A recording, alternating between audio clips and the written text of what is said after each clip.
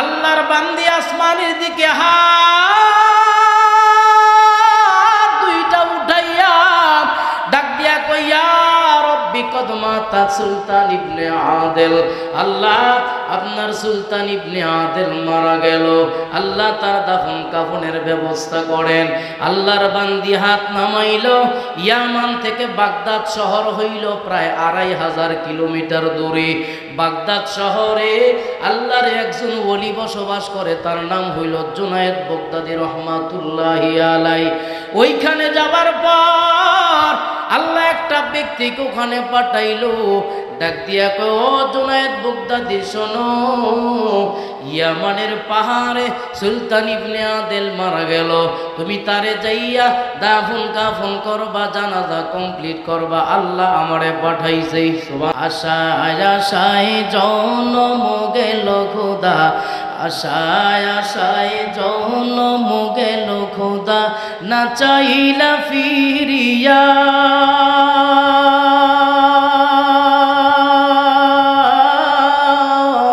আমি আর কত কাল থাকবো মাবুদ তোমার দিদার পানে চাইয়া, আমি আর কত কাল থাকবো মাবুদ তোমার দিদার পানে চাইয়া। তুমি ইব্রাহিমের সাথে, তুমি ইব্রাহিমের সাথে কইছো কথা আগুনে ফেলিয়া,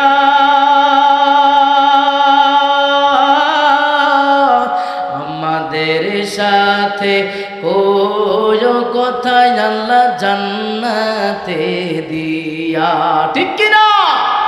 আমাদের সাথে কইও কথা আল্লাহ জান্নাতে দিয়া। তুমি মুসার সাথে কইছো কথা, মুসার সাথে কইছো কথা তোর পাহাড়ে নিয়া, আমাদের সাথে কইও কথা আল্লাহ কাবা গরে নিয়া, আমাদের সাথে কইও কথা আল্লাহ বাইতুল্লাহতে নিয়া। তুমি ঈসার সাথে, তুমি ঈসার সাথে কইছো কথা আসমানে উঠায়া,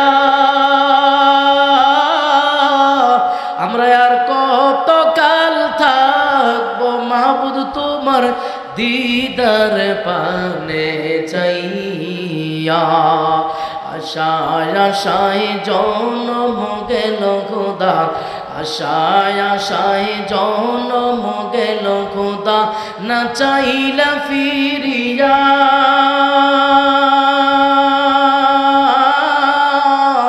আমি আর কত কাল থাকবো মাবুদ তোমার দিদার পানে। আল্লাহর বান্দা ডাক দিয়া কে ও দুনাইদ শুনো, এই যে আমার একটা ভ্যাগ, এই ভ্যাগের ভিতরে তার বডির সাইজ অনুযায়ী আল্লাহ রাব্বুল আলামিন কাফনের কাফন জান্নাত থেকে দিয়া আমারে পাঠাই। জুনায়েদ বাগদাদী কাফনের কাফন পরাইলো। বুঝলাম নামাজ তো আমি পড়াই, কয় না নামাজও তুমি পড়াইবা না, জানাজার নামাজ এটাও তার আমি পড়াইব। আল্লাহর বান্দা জানাজার নামাজ পড়াইব। নামাজের জন্য যখন দাঁড়াইল, বারবার এত জোরে জোরে তাকবীর দেয় গো, যেই তাকবীর শত শত মাইল থেকে দূরে থেকেও আরো শোনা যাইব। নামাজ পড়ানোর পরে যখন চইলা যায়, জুনায়েদ বাগদাদী রহমাতুল্লাহি আলাইহি ওই ব্যক্তির হাতের ভিতরে টান দিয়া ধরলো, ডাক দিয়া কয় আপনি চিনেননি আমারে কি? কয় আমি জানি তোমার নাম জুনায়েদ। এমন ভাবে বলেন মনে হয় আপনার সাথে আমার কোনো সম্পর্ক আছে, কিন্তু আপনার পরিচয় তো আমি জানলাম না। ও জুনায়েদ, আমারে ছেড়ে দাও বাবা, আমার হাত ধরে রাখার ক্ষমতা পৃথিবীর কোনো মানুষের নাই। সুবহানাল্লাহ। আমারে ছেড়ে দাও। জুনায়েদ বাগদাদি ডাক দিয়া কয়, তুমি আমারে চিনো? আমি বাগদাদের শক্তিশালী একজন পাহলওয়ান, কয়েকবার সরকারি মেডেল পাইছি, শক্তিশালী আমার চাইতে কেউ নাই। আমি যদি আপনার হাত না ছাড়ি গো, কেউ আপনার এখান থেকে নিতে পারবো না, ছুটাইতে পারবো না। আপনার নাম না বললে আপনারে ছাড়তাম না। জুনায়েদ বাগদাদি রহমাতুল্লাহি আলাইহি বারবার যখন পিরাপিরি করে নাম জানতে চায়, ওই আল্লাহর বান্দা কয়, আমার নাম আমি সব জায়গায় কই না, তুমি যেহেতু বারংবার চেষ্টা করতেছো জানার জন্য, এজন্য তোমারে বললাম। লোকেরা আমারে কয়, লোকেরা আমারে মোহাব্বত কইরা ডাক দিয়া কয় খিজির আলাইহিস সালাম। আমার ভাইয়েরা, জুনায়েদ বাগদাদি রহমাতুল্লাহি আলাইহি ডাক দিয়া কয়, এই ব্যাগের ভিতরে আপনি কি আনছেন? ওই ব্যাগের ভিতরে যা আনলাম মহিলাটার কাছে দিয়া দিবা। কি এগুলো আছে? কয় 12,000 স্বর্ণ মুদ্রা আছে গো। মহিলা যদি এখানে হাত দিয়া তলি থেকে এই স্বর্ণ মুদ্রাগুলো লায়, খায়, বিক্রি করে, টাকা ভাঙ্গায়, কিয়ামত হয়ে যাবে, কোনো দিন তার টাকার অভাব পড়বে না। সুবহানাল্লাহ। জুনায়েদ বাগদাদি ডাক দিয়া কয়, বুঝলাম, কিন্তু আমরা যারা নামাজ পড়লাম গো, পিছনে মাত্র 12 জন 13 জন, আমনে একজন 14 জন মানুষ, কিন্তু এত জোরে জোরে তাকবীর দেওয়ার কারণ কি সেটা তো বুঝলাম না। আকসে তাকবীর দিলেও তো আপনি পারতেন। খিজির আলাইহিস সালাম ডাক দিয়া কয়, তুমি তো জানো না, চর্ম চক্ষু দিয়া তুমি সেটা দেখার ক্ষমতা নাই। আমি আমার নবুয়তের চক্ষু দিয়া দেখতে পাইলাম।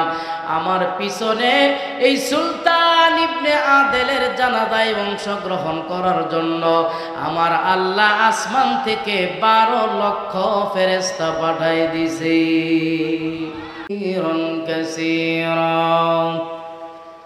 أما بعد فأعوذ بالله من الشيطان الرجيم. بسم الله الرحمن الرحيم. يا أيها الذين آمنوا اتقوا الله حق تقاته ولا تموتن إلا وأنتم مسلمون. وقال رسول الله صلى الله عليه وسلم بعثني هدى ورحمة للعالمين. وقال تعالى في شان حبيبه ومحبوبه ومعشوقه ومخبرا وآمرا. يا أيها الذين آمنوا صلوا عليه وسلموا تسليما.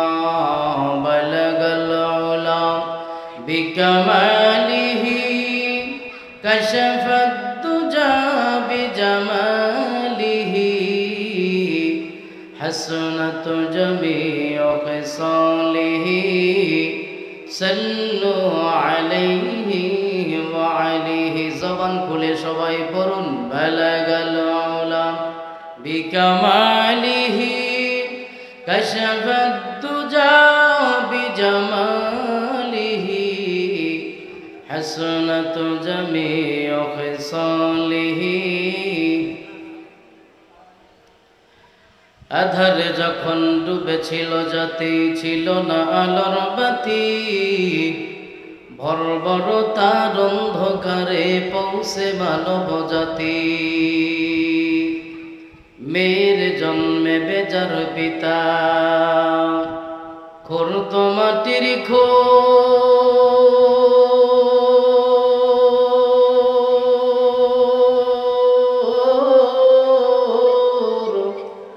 কন্যা সন্তান জন্মিলে মায়ের কাঁদিত সেই বুক।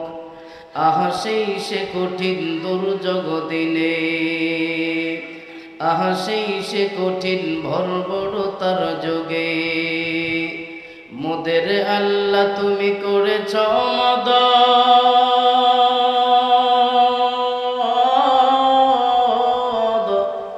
ধরণী বুকে পাঠিয়ে দিলেন রাসূলে মুহাম্মদ। কালিমা লা ইলাহা,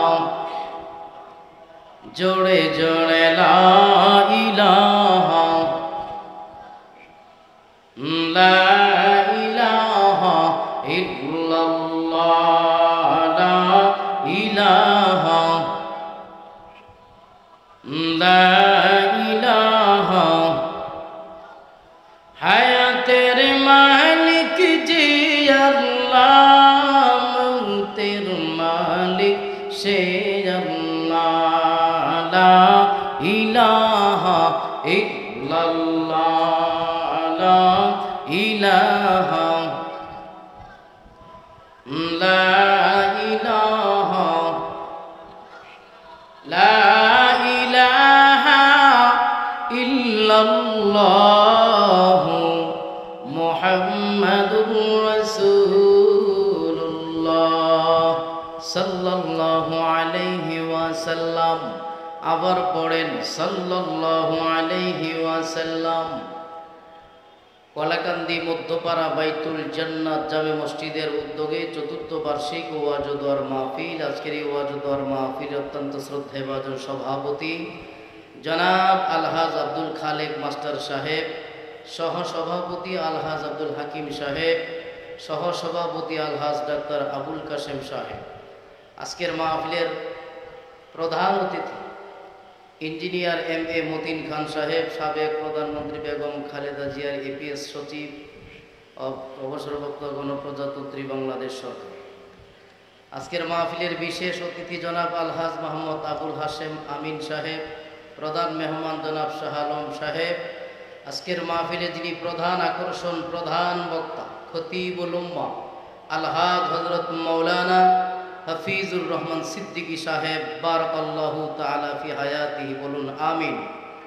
প্রিন্সিপাল জামিয়া তালিমিয়া মাদ্রাসা, দূর দূরান্ত থেকে আগত ইসলাম প্রিয় তৌহিদি জনতা, পর্দার আড়ালে অবস্থানরত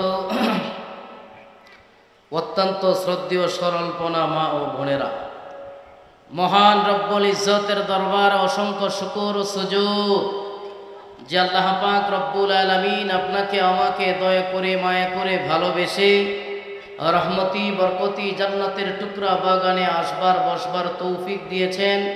এই জন্য মহান মনিবের দরবারে শুকরিয়া আদায় করি, জবান খুলে বলুন আলহামদুলিল্লাহ। আর একবার শুকর গুজার হই এজন্য যে আল্লাহ পাক রব্বুল আলামিন আপনাকে আমাকে অন্যান্য নবীদের উম্মত না বানাইয়া শ্রেষ্ঠ নবী, বিশ্ব নবী, দু জাহানের বাদশাহ সাইয়্যিদুনা জনাবে মুহাম্মদুর রাসূলুল্লাহ সাল্লাল্লাহু আলাইহি ওয়াসাল্লামের উম্মত বানায় দুনিয়াতে পাঠাইলেন। এজন্য আমরা খুশি না বেজার? খুশির আওয়াজ আসতে হয় না জোরে হয়? আলহামদুলিল্লাহ কোন। মাহফিলের পরিবেশটা একটু ঠিক করেন আগে। বাচ্চারা দৌড় করে মাঝখানে, এটা কি কোনো সিস্টেম হইল? এই ভলান্টিয়ার তোমাদের কাজ কি? হ্যাঁ, তোমরা জ্যাকেট পরে দাঁড়ায় রয়েছে গেলে দেখো না। আমি হাফিজুর রহমান সিদ্দিকী সাহেব আসার আগে আগে মাঠের পরিবেশটা অন্তত পক্ষে ভালো করেন যদি আলোচনা শুনতে চান। আর এই ডাইন পাশে আপনারা একটু সাইডন, এটি ভাল লাগে না? তুমি উঠো, জায়গা থেকে নয় বয়ে গেছে। এই মাহফিলে আসবার বসবার তৌফিক দিয়েছেন কে? জোরে কইতেইব, জোরে, বেশি রাইতো নেই, জানলে খিদা লাগিয়ে গেছে। শক্তি দেওয়ার মালিক কে? তৌফিক দেওয়ার মালিক কে? আরো জোরে গন। তৌফিক সে হতে সন্ধ্যা, এই দুনিয়ায় আমাদের কারোই থাকার কোনো ক্ষমতা, সব ক্ষমতার মালিক কে? আরো জোরে গন। এই জন্য ভাইয়ারা আমার, দুনিয়ার সব চাইতে বড় দলিল হইল, দুনিয়ার সব চাইতে দামি মানুষ নবী যেখানে থাকতে পারেন নাই গো, সেখানে আমার আপনার মতন সগীর আলী কবির আলী থাকার কোনো ক্ষমতা। এই জন্য হায়াত যতদিন থাকবো ইবাদত করব কার? নাকি মাজারের? ইবাদত কার জন্য? কুরবানি দিছেন কয়দিন আগে, কার লাগিয়া? নেতার নামে কুরবানি হয়? পীরের বাবার নামে কুরবানি হয়? কুরবানি কার জন্য? প্রশংসা কার জন্য? সকলে দিল খুলে বলুন আলহামদুলিল্লাহ। লম্বা চূড়া আলোচনার চাইবো নাই, ঘুরাই মরে হুজুরে ধরেন আধা ঘন্টা বা 40 মিনিট পরে চলে আসবে, সুতরাং ডানে বামে যাওয়ার সিস্টেমও নাই, সুযোগও নাই। যেই কথাগুলো বলবো আগে আমাকে আমাদের সবাইকে আল্লাহ পাক রব্বুল আলামিন জানার মানার আমল করার তৌফিক দান করুক, সকলে বলি আমিন। এই মজমায় মাহফিলে আসলে বসলে লাভ না লস? একবার যদি আলহামদুলিল্লাহ বলেন জান্নাতে সুবিশাল বাগান বানাই দিব কে? একবার যদি সুবহান আল্লাহ বলেন মিজানের পাল্লার ওজন বাড়াই দিব কে? মিজানের পাল্লা কত বড় জীবনে দেখছেন? আপনাকে হোমনা বাজারও যে মাল সামানা বিক্রি করে এই পাল্লা হইব না একটু বড় হইব? হুজুর একটু বড় হইব, 10 কেজি বেশি ধরব, এই পাল্লা হইব? মিজানের পাল্লা এত বড়, হাবিবে কিবরিয়া ডাক দিয়া কয় গো, 7 তবক আসমান 7 তবক জমিন যদি মিজানের পাল্লায় ভরা হয়, এরপরেও মিজানের পাল্লা ভরতো না। সুবহানাল্লাহ। কিন্তু কলাকান্দির মুসলমান যুবক, ও সাদা দাড়িওয়ালা মুরব্বী বাবা, পর্দার আড়ালের মায়েরা বোনেরা আমার, একটা বার জবান খুইলা যদি সুবহানাল্লাহ বলো, তোমার সুবহান আল্লাহর বরকতে আল্লাহ মিজানের পাল্লার ওজন বাড়ায় দিব। সুবহানাল্লাহ। এই জন্য অবসর সময় যখন পাইব জিকির করবন কা করেননি না? সুযোগ পাইলে একজন আরেকজনের বদনাম। এই রোগ আসেনি আপনাকে দেশ? বাংলাদেশের যত বড় বড় সাংবাদিক সব দেখবেন চাষটল বইয়ে থাকে, ঠিক নেই? বিবিসি যত আল জাজিরার খবর আছে, মারা গেছে একজন, কখন তো 30-40 জন বলে মরে গেছে গা। করতে হচ্ছে হ্যাঁ নিজও গেলাম জানে না, আছে না নাই? এই কথা না বইলে যদি আল্লাহর নামের জিকির করি সওয়াব হইব না গুণ হইব? করবেননি ইনশাল্লাহ। জোরে কোন, আরো জোরে কোন। আল্লাহ কবুল করুক, আমিন। আমার ভাইয়েরা, ছোট্ট একখানা আয়াতে কারিমা তেলাওয়াত করেছিলাম, ইয়া আইয়ুহাল্লাযীনা আমানুত্তাকুল্লাহ। আল্লাহ রাব্বুল আলামিন বলেন, ও মুমিন তোমরা আমি আল্লাহরে ভয় করো। কেমন ভয় করো? হাক্কা তুকাতিহি ওয়া লা তামুতুন্না ইল্লা ওয়া আনতুম মুসলিমুন। আল্লাহকে ভয় করার মতন ভয় করো, আর মুসলমান না হইয়া কবরে যাইও না। তাহলে মুসলমানের দাম আছে না নাই? জবানটা কইলে একটু জোরে কোন ভাই, আছে না নাই? দুনিয়াতে যদি মুসলমান কষ্ট করে, কিন্তু হাসরের ময়দানে সম্মান বাড়ায় দিব কে? দেখেন না বর্তমান ঘটনা, ইরান মাত্র শুরু করছে ফিলিস্তিনকে যারা আক্রমণ করত ইসরায়েলের এখন বর্তমানে 12টা বাজাই দিছে, ঠিক কিনা? মুসলমান যদি আল্লাহু আকবারের তাকবীর দিয়া সামনে আগায়, পৃথিবীর কোন শক্তি কোন বাতিল তাদের সামনে দাঁড়ানোর কোন ক্ষমতা। মুসলমান তুমি আল্লাহু আকবার বইলা সামনে আগান হইবা, তোমারে সহযোগিতা করব কে?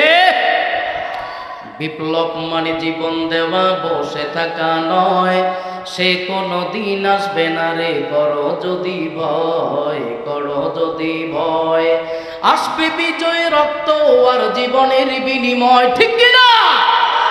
আসবে বিজয়, রক্ত আর জীবনের বিনিময়। বিপ্লব মানে জীবন দেওয়া, বসে থাকা নয়, সেই কোনো দিন আসবে না রে, করো যদি ভয়, করো যদি ভয়। লড়াইয়ের ওই ময়দানেতে যেতে তোমাকে হবে, প্রয়োজনে সব রক্তটুকু জমিনেই ফেলে দিবে, ঠিক কিনা? জিহাদের ওই ময়দানেতে যেতে তোমাকে হবে, প্রয়োজনে সব রক্তটুকু জমিনেই ফেলে দিবে, তবুও তোমায় লড়তেই হবে, মানিবে না পরাজয়, তবুও তোমায় লড়তেই হবে, মানিবে না পরাজয়। বিপ্লব মানে জীবন দেওয়া, বসে থাকা নয়, সেই কোনো দিন আসবে না রে, করো যদি ভয়, করো যদি ভয়। কোথা থেকে কোন বিন্দেশি শকুন আমার দেশে এসে সেবার নামে বসল ওরা মীর জাফরের বেশে, ঠিক কিনা? কোথা থেকে কোন বিন্দেশি শকুন আমার দেশে এসে সেবার নামে বসল ওরা মীর জাফরের বেশে। ওদের করতে নাচতে নাবুদ হতে হবে নির্ভয়, ঠিক কিনা? ওদের করতে নাচতে নাবুদ হতে হবে নির্ভয়। বিপ্লব মানে জীবন দেওয়া, বসে থাকা নয়, সেই কোনো দিন আসবে না রে, করো যদি ভয়। আসবে বিজয় রক্ত আর জীবনের বিনিময়, আসবে বিজয় রক্ত আর জীবনের বিনিময়। বিপ্লব মানে জীবন দেওয়া, বসে থাকা নয়, সেই কোনো দিন আসবে না রে, করো যদি ভয়। শাসনের নামে কেউ পাপিষ্ঠে মেহনতি জনতারে ইমানের ওপর আঘাত ওরা হানিছে বারে বারে, ঠিক কিনা? শাসনের নামে কেউ পাপিষ্ঠে মেহনতি জনতারে ইমানের ওপর আঘাত ওরা হানিছে বারে বারে। ওদের করতে নাচতে নাবুদ হতে হবে নির্ভয়। বিপ্লব মানে জীবন দেওয়া, বসে থাকা নয়, সেই কোনো দিন আসবে না রে, করো যদি ভয়। আসবে বিজয় রক্ত আর জীবনের বিনিময়, আসবে বিজয় রক্ত আর জীবনের বিনিময়। বিপ্লব মানে জীবন দেওয়া, বসে থাকা নয়, সেই কোনো দিন আসবে না রে, করো যদি ভয়। বিজয় দেওয়ার মালিক কি? আরো জোরে কন। মুসলমান বিজয়ের জাতি। মুসলমান যদি তলোয়ারের চিন্তা করে, রক্তের চিন্তা করে, মুসলমান যদি আল্লাহু আকবারের তাকবীর দিয়া সামনে আগায়, আমার আল্লাহ বিজয়ের মালা মুসলমানদেরকে পড়ায় দিবেন ইনশাআল্লাহ। তাহলে বলেছিলাম আমরা সর্বহালতে আল্লাহকে ভয় করব, ভয় করার মতন, ঠিক কিনা? একবার মাজারও যাইবেন, আর একবার ওয়াজও যাইবেন, কামইবনি নাকি রাগ করবেন? দুই পাও দুই দিকে দিলে কোথাও কিন্তু যাওয়া যায় না, এই কোনো একদিকে যাইতে হবে। দিনের ভিতরে প্রবেশ করলা, মুসলমান হইলা, মুসলমানের গর্হিত নিষেধ কাজ তুমি করতে পারো না, তাইলেই তো আল্লাহর ভয়, ঠিক কিনা? নাম লেখে আল্লাহর ভয় করলো, গোপনে গোপনে সুদের ব্যবসা করে, আসেনি? সুদের ব্যবসা করবেন, ওয়াজ যদি 2000 বছর শোনেন কোনো ফায়দা হইত? সুদের ব্যবসা করবেন, 5 ওয়াক্ত নামাজ পড়বেন, বছরে বছরে উমরায় যাইবেন, হজে যাইবেন, মাফি ফায়দা, ঠিক কিনা? এই জন্য ভাইয়েরা আমার, আল্লাহরে যদি কেউ ভয় করতে পারে, আল্লাহ তারে সহযোগিতা করবেন, নসরত করবে, কোনো সন্দেহ। বিপদে পড়লে বাঁচায় কি? আরো জোরে কোন। আল্লাহর একজন বান্দা ছিল, ঘটনাটা দিলের কান দিয়া শুনবেন। নাম হইল সুলতান ইবনে আদেল। বসবাস করত ইয়ামানের একটা পাহাড়ে। 2 জন সন্তান ছিল, ছোট ছোট নাবালেগ। ওই সন্তানগুলো লইয়া পাহাড়ের মধ্যে থাকে, বাসস্থান তার ওখানে। লাকড়ি কাটে, লাকড়ি আইনা মালিকের কাছে বিক্রি করে টাকা পয়সা জোগাড় করে। হারাম খায় না, হালাল ইনকাম করে, বিবি বাচ্চা লইয়া সংসার চালায়। সুলতান ইবনে আদেল ডাক দিয়া কয়, বিবি আমার একটা কথা কই গো, তুমি উত্তর দিবানি? কয়, কোন? এতদিন তোমার সাথে সংসার করলাম, তুমি আমারে কেমন ভালোবাসো একটু কইবানি। বিবি ডাক দিয়া কয়, দুনিয়ার মধ্যে সব চাইতে আমি বেশি তো আপনারে ভালোবাসি। ও বিবি আমার, ঠিক আছে বুঝলাম তুমি আমারে মহব্বত করো, ভালোবাসো, কিন্তু আমি তো তোমাদের জন্য কোনো ব্যাংক ব্যালেন্স টাকা পয়সা রিজার্ভ রেখে যাই নাই। আমি যদি মারা যাই তোমরা কিভাবে চলবা? আমি মারা গেলে আমার দাফন কাফনের যে ব্যবস্থা সেইটা কোত্থেকে কেমনে করবা? বিবি ডাক দিয়া কয়, স্বামী আমার, আপনি যদি মারা যান ব্যাংক ব্যালেন্সে টাকা পয়সা নাই, সেগুলোর কোনো দরকার নাই। আমি কি করব? আমার ব্যবহার করা 9 হাত 10 হাত একটা শাড়ি আছে, এটা কাফন বানাইয়া প্যাকেট করে আপনারে আমি কবরে রাখার চেষ্টা করব। আল্লাহর ওয়ালি ডাক দিয়া কয়, ও বিবি আমার, বিবি গো, তোমার শাড়ি দিয়া কাফনের কাফন বানানোর কোনো প্রয়োজন নাই। আমি যদি মারা যাই, আমি যেহেতু জুব্বা পরি, জুব্বার কলারটা টান দিয়া ছিঁড়া ফেলবা, মাথা থেকে পাতা পর্যন্ত এটাই কাফন হয়ে যাইব গা। পাও দিয়া পাতা দিয়া কোনো দিয়া পাওয়ার ডাকনা তো গুঠাইকা দিবা। এরপরে আমার যদি মরণ হয়, সমাজের ইমাম সাহেব মুসল্লিদেরকে বলবা তারা যেন আইসা আমার জানাজা দিয়া দেয়। যদি জানাজা না দেয়, রাতের বেলা যদি আমার মরণ হইয়া যায়, কি করতাম? তুমি আমার সন্তান গুরু লইয়া পাহাড়ের ওপরে উঠা 2টা হাত আল্লাহর আসমানের দিকে উঠাইবা আর কইবা, ইয়া রব্বি কদমাতা সুলতান ইবনে আদেল, আল্লাহ আপনার সুলতান ইবনে আদেল মারা গেল, তোমার কোনো টেনশন পেরেশানি হওয়ার দরকার নাই, আমার দাফন কাফনের ব্যবস্থা আমার আল্লাহই স্বয়ং সম্পূর্ণ করব। সুবহানাল্লাহ। পারেনি আল্লাহ? জোরে কোন পারেনি? দুনিয়ার যার কেউ নাই, তার কে আছে? আর জোরে কোন তার কে? এর যুবক ও সাদা দাড়িওয়ালা বাবা গো, ঘটনাক্রমে সুলতান ইবনে আদেল রাতের বেলায় মারা গেল। খবর পৌঁছায় গেল গ্রামে। ইমাম সাহেব সহ মুসল্লিরা কয়, রাত গভীর হয়ে গেল, এখন যাইতে পারতাম না, কালকে সকালবেলা পাহাড়ে যাইয়া তোমার বাবার জানাজা দিয়া দিমু। সন্তান 2টা ডাক দিয়ে কয়, মা গো মা, আমরা এখন কি করতাম পারি? ওই লোকেরা তো আসবে না। মহিলা ডাক দিয়া কয়, কোনো টেনশন নাই, পেরেশানি নাই। আল্লাহর বান্দি আসমানের দিকে হাত 2টা উঠাইয়া ডাক দিয়া কয়, ইয়া রব্বি কদমাতা সুলতান ইবনে আদেল, আল্লাহ আপনার সুলতান ইবনে আদেল মারা গেল, আল্লাহ তার দাফন কাফনের ব্যবস্থা করেন। আল্লাহর বান্দি হাত নামাইল। ইয়ামান থেকে বাগদাদ শহর হইল প্রায় 2500 কিলোমিটার দূরে। বাগদাদ শহরে আল্লাহর একজন ওলি বসবাস করে, তার নাম হইল জুনায়েদ বাগদাদি রহমাতুল্লাহি আলাইহি। ওইখানে যাবার পর আল্লাহ একটা ব্যক্তিকে ওখানে পাঠাইলো, ডাক দিয়া কয়, ও জুনায়েদ বাগদাদি শোনো, ইয়ামানের পাহাড়ে সুলতান ইবনে আদেল মারা গেল, তুমি তারে যাইয়া দাফন কাফন করবা, জানাজা কমপ্লিট করবা, আল্লাহ আমারে পাঠাইছে। সুবহানাল্লাহ কোন। আল্লাহর বান্দা জুনায়েদ বাগদাদি রহমাতুল্লাহি আলাইহি ডাক দিয়া কয়, এখান থেকে ইয়ামান যাইতে বহু দূরের রাস্তা, বাইপাস রাস্তা, আল্লাহরে কমরে বইলা দিত।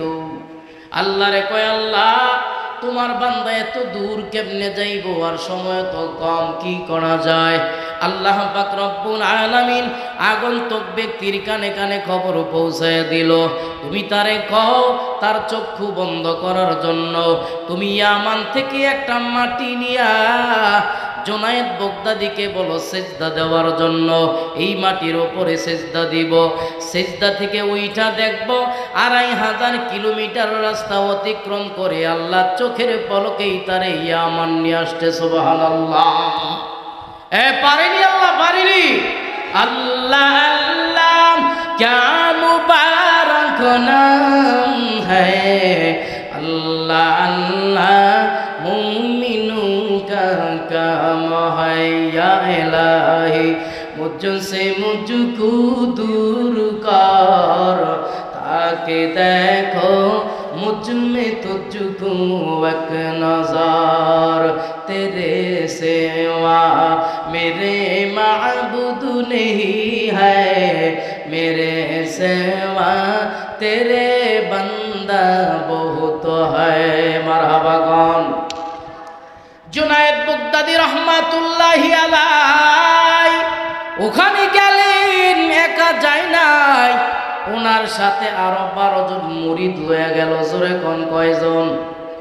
12 জন মুরিদ, একজন পীর। কয়জন হইল? সবাই কোন? 13 জন।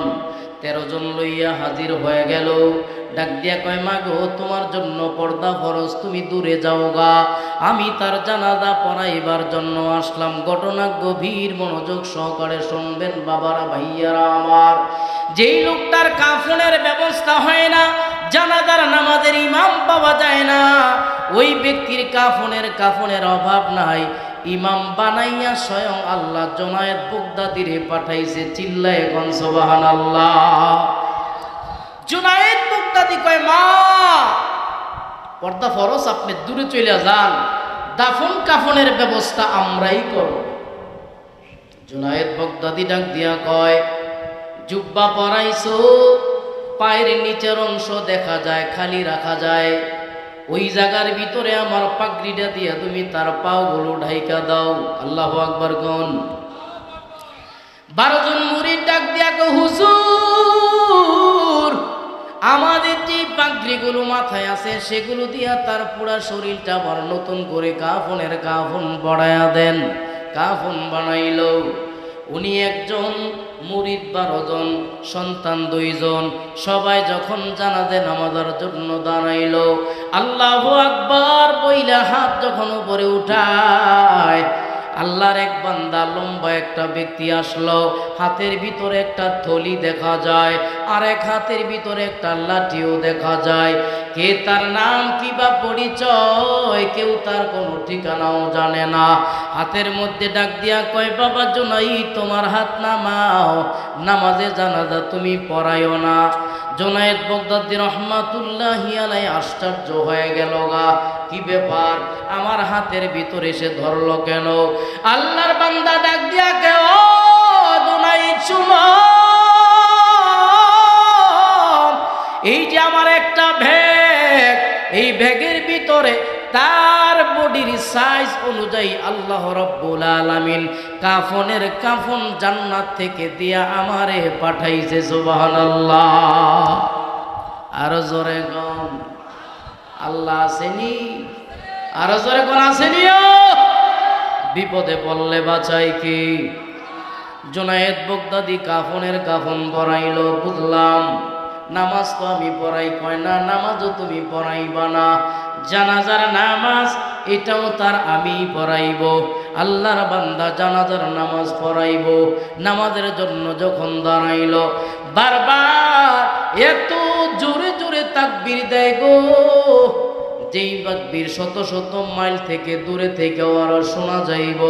নামাজ পড়ানোর পরে যখন চইলা যায়, জুনায়েদ বাগদাদী রহমাতুল্লাহি আলাইহি ওই ব্যক্তির হাতের ভিতরে টান দিয়া ধরলো, ডাক দিয়া কয়, আপনি চিনেননি আমারে কি? কয়, আমি জানি তোমার নাম জুনায়েদ। এমন ভাবে বলেন মনে হয় আপনার সাথে আমার কোনো সম্পর্ক আছে, কিন্তু আপনার পরিচয় তো আমি জানলাম না।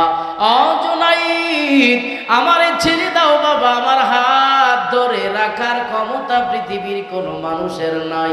সুবহানাল্লাহ। আমারে ছেড়ে দাও। জুনায়েদ বাগদাদী ডাক দিয়া কয়, তুমি আমারে চিনো? আমি বাগদাদের শক্তিশালী একজন পাহলওয়ান, কয়েকবার সরকারি মেডেল পাইছি, শক্তিশালী আমার চাইতে কেউ নাই। আমি যদি আপনার হাত না ছাড়ি গো, কেউ আপনার এখান থেকে নিতে পারবো না, ছুটাইতে পারবো না। আপনার নাম না বললে আপনারে ছাড়তাম না। জুনায়েদ বাগদাদী রহমাতুল্লাহি আলাইহি বারবার যখন পিরাপিরি করে নাম জানতে চায়, ওই আল্লাহর বান্দা কয় আমার নাম আমি সব জায়গায় কই না, তুমি যেহেতু বারংবার চেষ্টা করতেছো জানার জন্য, এই জন্য তোমারে বললাম। লোকেরা আমারে কয়, লোকেরা আমারে মোহাব্বত কইরা ডাক দিয়া কয় খিজির আলাইহিস সালাম। সুবহানাল্লাহ।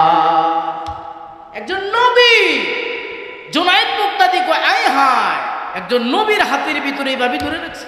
ছেড়ে দিলাম, বেয়াদবি মাফ করবেন। আল্লাহর বান্দা ডাক দিয়া কয় আল্লাহ আমারে আবে হায়াত খাওয়াইছে, কিয়ামত পর্যন্ত আমি জিন্দা থাকবো। সুবহানাল্লাহ। আমার ভাইয়েরা, জুনায়েদ বাগদাদি রহমাতুল্লাহি আলাইহি ডাক দিয়া কয় এই ব্যাগের ভিতরে আপনি কি আনছেন? ওই ব্যাগের ভিতরে যা আনলাম মহিলাটার কাছে দিয়া দিবা। কি এগুলো আছে? কয় 12,000 স্বর্ণ মুদ্রা আছে গো। মহিলা যদি এখানে হাত দিয়া তলি থেকে এই স্বর্ণ মুদ্রাগুলো লায়, খায়, বিক্রি করে, টাকা ভাঙ্গায়, কিয়ামত হয়ে যাবে, কোনো দিন তার টাকার অভাব পড়বে না। সুবহানাল্লাহ। জুনায়েদ বাগদাদি ডাক দিয়া কয় বুঝলাম, কিন্তু আমরা যারা নামাজ পড়লাম গো, পিছনে মাত্র 12 জন 13 জন, আমনে একজন 14 জন মানুষ, কিন্তু এত জোরে জোরে তাকবীর দেওয়ার কারণ কি সেটা তো বুঝলাম না। আকসে তাকবীর দিলেও তো আপনি পারতেন। খিজির আলাইহিস সালাম ডাক দিয়া কয় তুমি তো জানো না, চর্ম চক্ষু দিয়া তুমি সেটা দেখার ক্ষমতা নাই, আমি আমার নবুয়তের চক্ষু দিয়া দেখতে পাইলাম। আমার পিছনে এই সুলতান ইবনে আদেলের জানাজায় অংশগ্রহণ করার জন্য আমার আল্লাহ আসমান থেকে 12 লক্ষ ফেরেশতা পাঠাই দিছে। আর জোরে কর এরে ভাইয়ারা আমার, ও সুলতান ইবনে আদিল কত বড় আল্লাহর ওলি গো। জুনায়েদ বাগদাদি রহমাতুল্লাহি আলাইহি ডাক দিয়া কয় তার বিবির সাথে কথা বলার দরকার।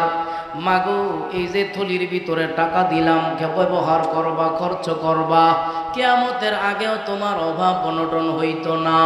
মহিলা ডাক দিয়া কয় বাবা তোমার পরিচয়টা কি, আমার একটু কইবানি?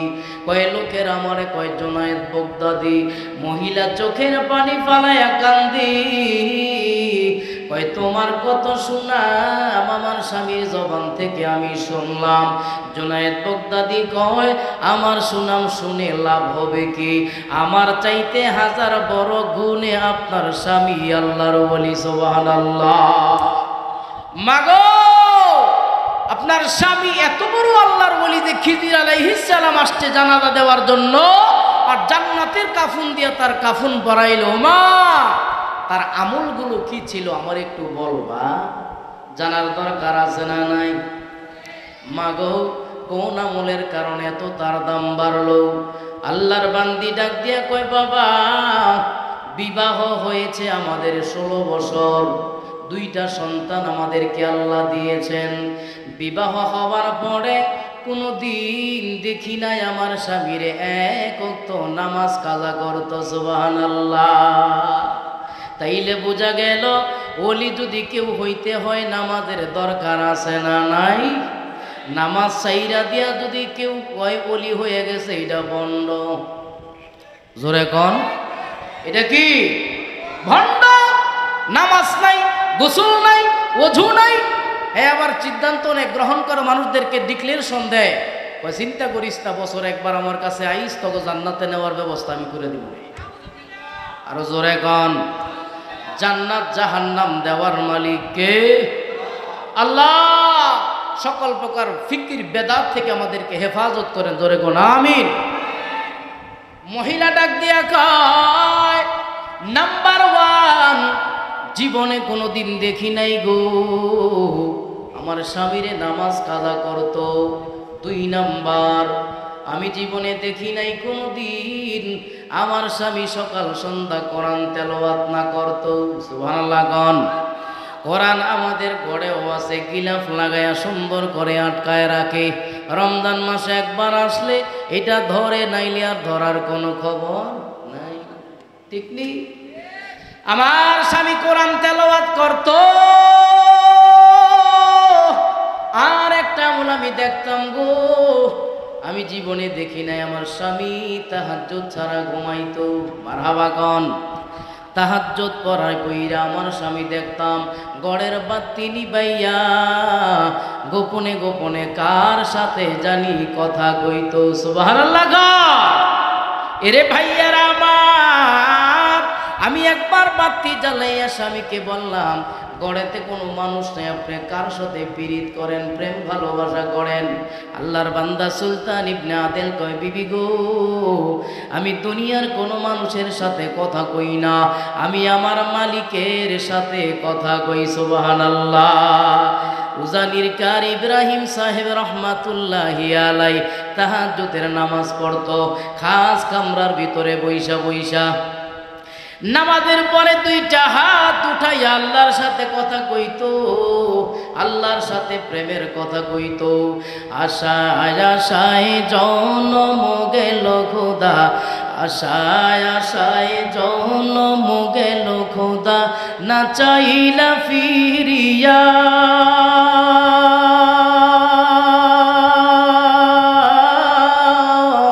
আমি আর কত কাল থাকবো মাবুদ তোমার দিদার পানে চাইয়া, আমি আর কত কাল থাকবো মাবুদ তোমার দিদার পানে চাইয়া।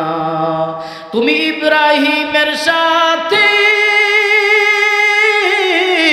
তুমি ইব্রাহিমের সাথে কইছো কথা আগুনে ফেলিয়া,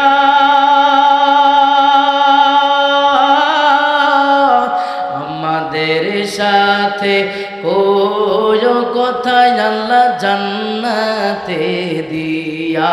ঠিক কিনা? আমাদের সাথে কইও কথা আল্লাহ জান্নাতে দিয়া।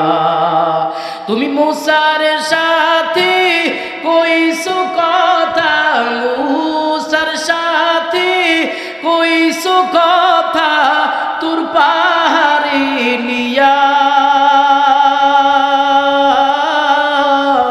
আমাদের সাথে কইও কথা আল্লাহ কাবা গরে নিয়া, আমাদের সাথে কইও কথা আল্লাহ বাইতুল্লাহতে নিয়া।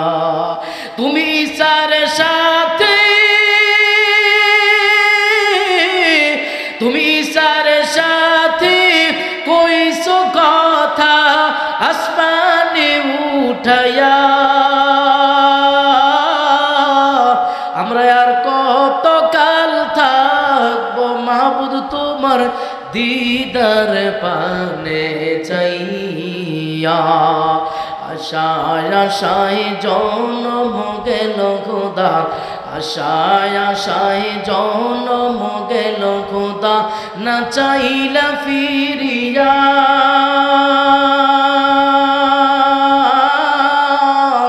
আমি আর কত কাল থাকবো মাবুদ তোমার দিদার পানে চাইয়া। মারহাবা কোন আল্লাহর বান্দি ডাক দিয়া কয়, স্বামী জীবনে তাহাজ্জুদ কাজা করে নাই গো।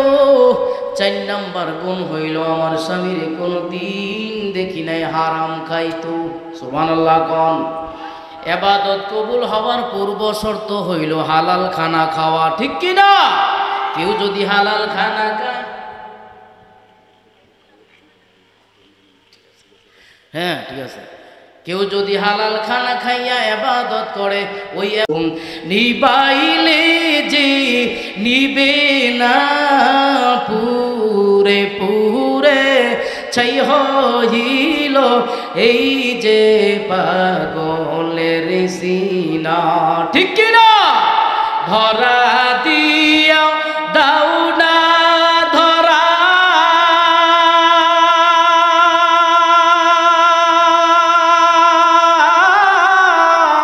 কাছে থেকেও দাও না সারা, আমার এই বুকে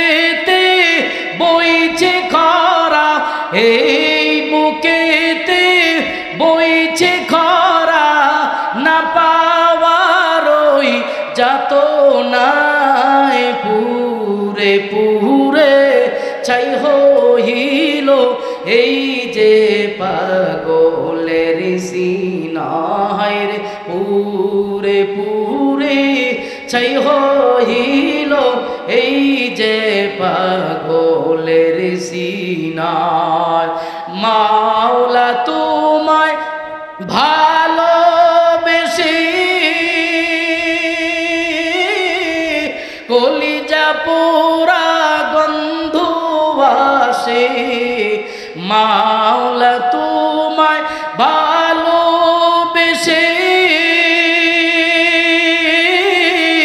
ঘুরিয়ামি দেশ বিদেশে আমার এই বুকেতে বইছে জ্বালা দূরে ঠেলে দিও না পুরে পুরে চাই হইল এই যে পাগলের সিনা ঠিক কিনা আল্লাহর মহব্বত করার দরকার আছে না নাই চার কাজ করে সুলতান ইবনে আদেল ওলি হয়ে গেল নাম্বার 1 নামাজ ছাড়া যাবে না 2 নাম্বার তেলাওয়াত ছাড়া যাবে না 3 নাম্বার হারাম খাওয়া যাবে না 4 নাম্বার আল্লাহ রাব্বুল আলামিনের কাছে তাহাজ্জুদ মিস করা যাবে আল্লাহ আমাদের কবুল ও মঞ্জুর করুক জোরে কোন আমিন আমার ভাইয়েরা আমাদের মাঝে কিছুক্ষণের মধ্যে আগমন করবেন বাংলাদেশের একেবারেই টপ লেভেলের একজন বক্তা মায়া এত চোখের পানি রে মন কার লাগিয়া এত মায়া এত চোখের পানি এত আশার বাসা তোমার নিমিষেতে হবে চুরমার ও কেউ বা দিবে আখেরি গোসল কেউ বা দিবে আখেরি গোসল কেউ বা আনবে আতর দানি কার লাগিয়া এত মায়া এত চোখের পানি মারহাবা গান বেদনবাড়ির সানাউল্লাহ বাবার জন্য দোয়া চাই 1000 কি বাড়ি বেদনবাড়ির সানাউল্লাহ 1000 টাকা দোয়া চাইছে আল্লাহ গো আমার ভাই সানাউল্লাহর গুনাহ মাফ করে দাও আল্লাহ তার নেক দোয়া কবুল করে নাও আল্লাহ আর আগে আর এক ভাই দিয়েছেন 200 টাকা আল্লাহ জানে মানে বরকত দাও আল্লাহ দাদা দাদির কবরে আযাব দিও না আল্লাহ মা বাবার কবরে আযাব দিও না আল্লাহ নানা নানির কবরে আযাব দিও না মারহাবা গো বেদনবাড়ির ফজলুল হক ভাই দিয়েছেন 1000 টাকা বাবার জন্য দোয়া চাইছে আল্লাহ গো সন্তান হয়ে বাবারে বলতে পারে না ক্ষণে ক্ষণে মনে মনে মা বাবার কথা মনে পড়ে যায় আব্বা আম্মার গুনাহ মাফ করে দিও আমার ভাইয়ের কামাই রোজগার বাড়ায় দিও হোসেন মিয়ার ছেলে জিলানি বাবার জন্য দোয়া চাই হোসেন মিয়ার ছেলে জিলানি হোসেন মিয়া